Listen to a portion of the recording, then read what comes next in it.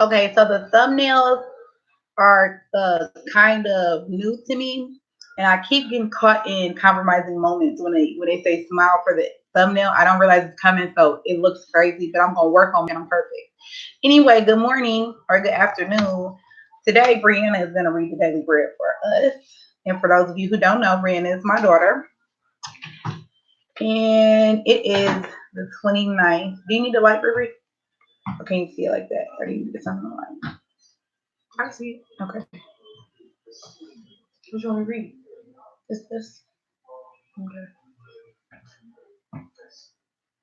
Dave, or Doug, Dave enjoyed his job, but for a long time he sensed a pull towards something else. Now he was about to fulfill his dream and step into mission work. But strangely, he began to have serious doubts. I don't deserve this, and he told a friend. The mission board doesn't know the real name. I'm not good enough. Dave has some pretty good company. Mention the name of Moses, and we think of leadership, strength, and the Ten Commandments. We tend to forget that Moses fled to the desert after murdering a man. We lose sight of his 40 years as a fugitive. We overlook his danger, his anger problem, and he intensely reluctant to say yes to God. When God showed up with marching orders, a lengthy argument of God asked him, "Who am I?" Then God told Moses, He said, "I am who I am." It's impossible for us to explain. You skipping lines, Brebre. No, I'm not. Where am I skipping the line? You skipped that line and that line. I said, "I am who I am." It's impossible for us to explain that mysterious name because our indescribable God is describable, Describing.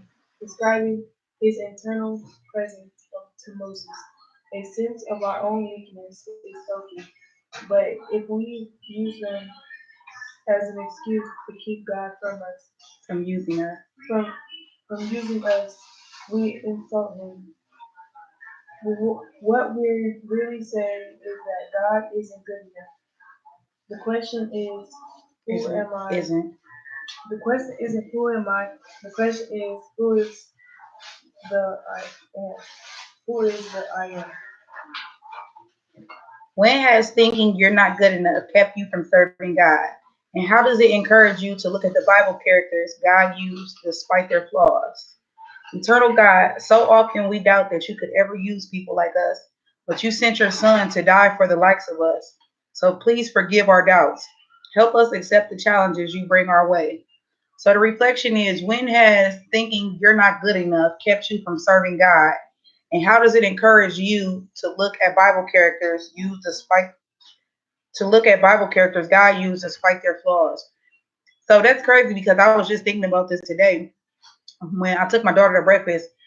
Um, Being born in poverty, I thought that I had to get money any type of way that I knew how to get money so that my kids wouldn't come up poor and needing the things that I need. But the ways that I chose to get my money was wrong, and I knew that much. So I didn't want to be around my kids while I was doing it.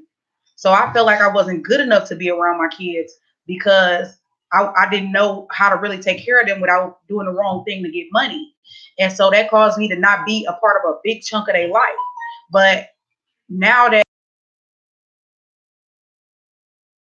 really going on, I know that they really did need me. I doubted myself.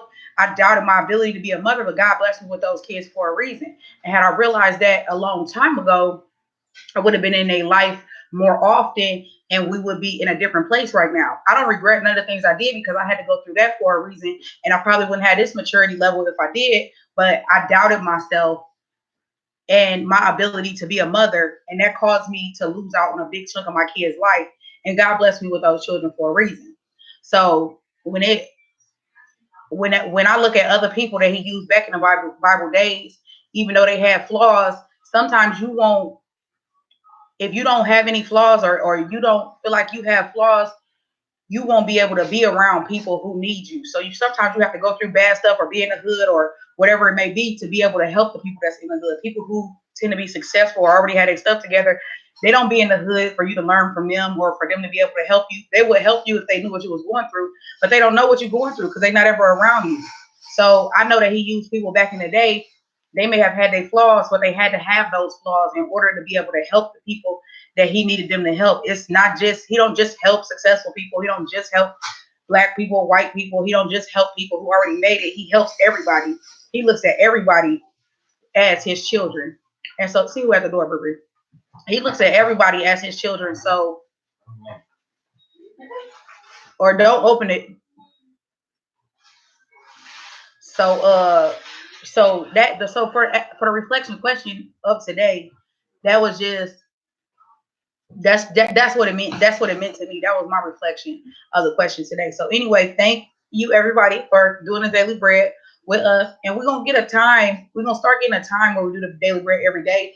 But I don't have the time yet, so I'm just gonna wing it. But hopefully by the end of next week, I'll have a specific time where I do it every day. So all right, y'all. See you later. Toodles.